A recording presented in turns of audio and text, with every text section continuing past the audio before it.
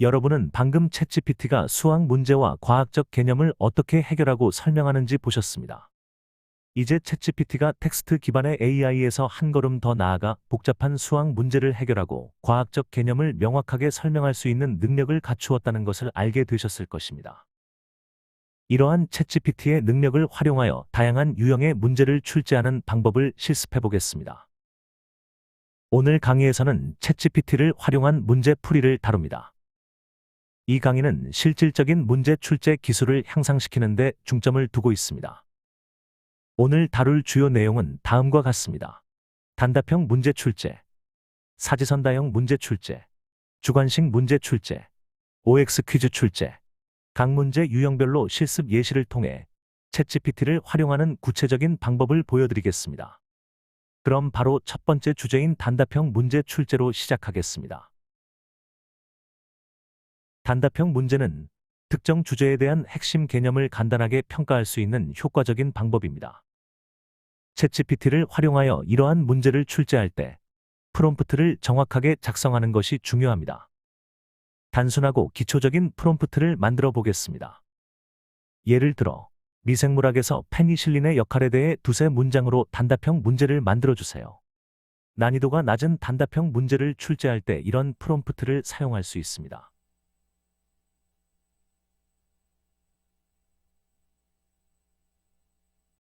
챗GPT가 만들어준 문제, 페니실린의 주요 역할은 무엇인가?는 단순하고 기초적인 문제입니다.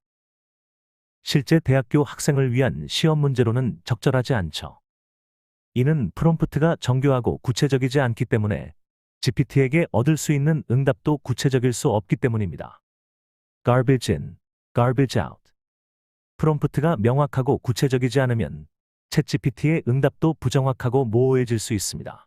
이를 garbage in, garbage out이라고 합니다. 즉, 입력이 부정확하면 출력도 부정확해진다는 의미입니다.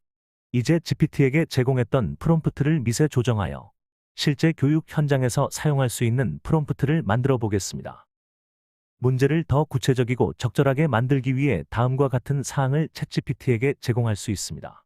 학년과 학과 정보, 몇 학년 학생을 대상으로 하는지, 어떤 학과의 수업인지 명시합니다.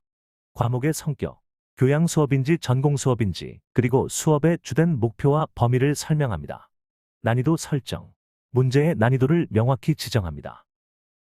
예를 들어, 중급 난이도 또는 고급 난이도와 같이 지침을 줍니다. 자료 업로드, 수업 자료나 참고 문헌을 사전에 챗GPT에게 업로드하여 그 자료를 기반으로 문제를 출제하도록 합니다. 이제 프롬프트를 미세 조정하고 자료를 제공한 후 챗GPT에게 보다 구체적이고 고급 난이도의 문제를 요청해 보겠습니다. 대학교 2학년 미생물학 전공 수업에서 사용할 고급 난이도의 단답형 문제를 만들어 주세요. 참고로 수업 자료는 다음과 같습니다. 이에 챗GPT의 응답은 페니실린이 gram 양성균에 대해 효과적으로 작용하는 이유는 무엇이며 그 기전은 무엇인가요? 프롬프트를 미세 조정하여 구체적인 지침과 챗GPT가 참조할 자료를 제공한 결과 챗GPT의 응답이 훨씬 구체적이고 교육적으로 가치 있는 형태로 변했습니다. 이와 같이 구체적인 지침과 자료를 제공함으로써 챗GPT가 교수님의 의도에 맞는 적절한 문제를 출제할 수 있습니다. 이러한 방식으로 프롬프트를 미세 조정하여 정교화된 질문과 참고자료 혹은 예시를 제공하면 챗GPT의 응답을 더욱 발전시켜 응답 품질을 크게 향상시킬 수 있습니다. 이제 챗GPT를 활용하여 사지선다형 문제를 출제하는 방법을 살펴보겠습니다. 사지선다형 문제는 주관식 문제보다 출제하기 어려울 수 있지만 잘 작성된 프롬프트를 통해 효과적으로 문제를 출제할 수 있습니다. 먼저 현재 슬라이드에 있는 프롬프트 예시를 보겠습니다. 글로벌 온난화의 주 원인에 관한 사지선다형 문제를 만들고 정답도 표기해 주세요.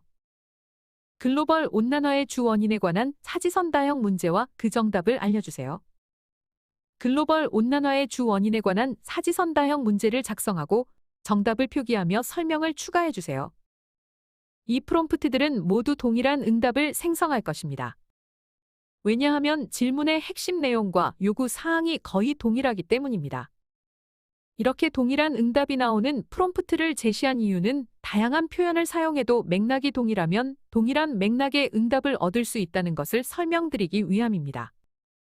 타인이 작성한 프롬프트를 여과 없이 그대로 사용하기보다는 평소 여러분의 언어 습관에 맞게 스스로 프롬프트를 디자인해서 사용하는 것이 중요합니다. 텍스트 기반 언어 생성 및 이해 능력이 뛰어난 챗GPT는 다양한 표현으로 프롬프트를 작성하더라도 맥락만 일치한다면 그 내용을 이해할 수 있습니다. 따라서 특정 단어나 문구에 집착하지 말고 나만의 언어로 챗GPT와의 대화 능력을 향상시키도록 노력하시기 바랍니다. 이를 통해 더 자연스럽고 효과적인 대화를 이끌어낼 수 있습니다. 나만의 언어로 프롬프트를 디자인해야 하는 이유는 자율성 증진, 스스로 프롬프트를 작성하는 능력을 기르게 되면 다양한 상황에 맞춰 챗GPT를 활용할 수 있는 자율성이 높아집니다.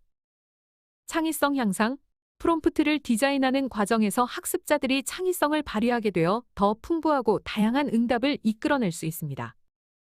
적응력 강화, 자신만의 언어 습관에 맞춰 프롬프트를 작성하는 능력은 새로운 상황에서도 적응력을 높여줍니다. 효과적인 학습, 스스로 프롬프트를 작성하고 수정하는 과정에서 여러분은 더 깊이 있게 학습하게 되며 이를 통해 챗GPT의 기능과 한계를 잘 이해하게 됩니다. 이러한 점들을 통해 여러분이 챗GPT를 더 잘 활용할 수 있게 되기를 바랍니다. 이제 직접 실습을 통해 사지선다형 문제를 출제해 보겠습니다. 챗GPT에게 질문을 던질 때 이러한 주의사항을 염두에 두고 진행해 보시기 바랍니다. 특히 사지선다형 문제를 출제할 때 정답과 함께 설명을 요청하는 것도 매우 중요한 포인트입니다. 이는 다음과 같은 이유로 교수님과 교육자들에게 특히 중요합니다. 정답의 정확성 확인, 정답과 설명을 함께 제공함으로써 교수님들은 챗GPT가 정확히 이해하고 문제를 출제했는지를 확인할 수 있습니다. 이는 AI의 신뢰성과 유용성을 평가하는 데 중요한 역할을 합니다. 깊이 있는 이해 제공, 정답과 설명을 통해 교수님들은 학생들에게 그 답이 왜 옳은지, 다른 선택지는 왜 틀린지를 명확히 설명할 수 있습니다. 이는 학생들의 깊이 있는 이해를 돕는 데 필수적입니다. 오류 수정 기회, 설명을 통해 교수님들은 챗GPT의 응답 중 잘못된 개념이 있을 경우 이를 바로잡을 수 있는 기회를 갖게 됩니다.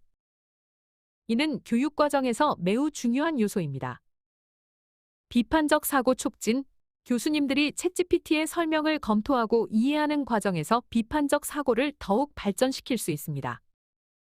교육적 도구로서의 신뢰성 강화, 설명이 포함된 문제는 챗GPT를 교육적 도구로 활용할 때 그 신뢰성을 강화시킵니다. 이는 교수님들이 챗GPT를 보다 효과적으로 활용할 수 있게 도와줍니다.